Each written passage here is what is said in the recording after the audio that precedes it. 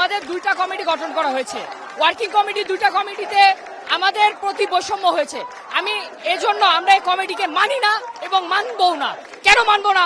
35 জনের কমিটিতে আমাদের মাত্র 5 জনকে অবস্থান দেওয়া হয়, আর 19 জনের কমিটিতে মাত্র 1 জনকে দেওয়া হয়। কিভাবে এখান থেকে যে বৈষম্য দেওয়া হচ্ছে, তাইলে বিচার কি হবে আমি এখান থেকে জানতে পাচ্ছি। সারা বিকাল সারা সন্ধ্যা মাঠে বসে বাদাম খেয়ে নবম গ্রেডের পরীক্ষা দিয়ে পাস মার্ক যারা পায় না, তারাই শুধুমাত্র 10ম গ্রেডে পরীক্ষা দেওয়ার জন্য আন্দোলন করে। ধিক্কার জানাই, লজ্জা জানাই। Shame, what a shame, shame. সারা পৃথিবী আজ এক পাল্লায় চলে এসেছে।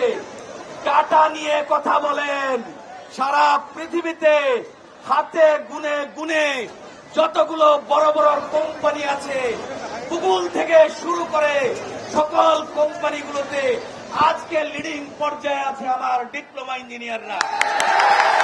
কারণ একটাই, পলিটেকনিক্যালে ভর্তি হয়ে তারা মাঠে বসে বাদাম খায় না আপনার মতো। তারা আপনাদের মতো টিউশনি বাণিজ্য করে বেড়ায় না, কোচিং বাণিজ্য করে বেড়ায় না।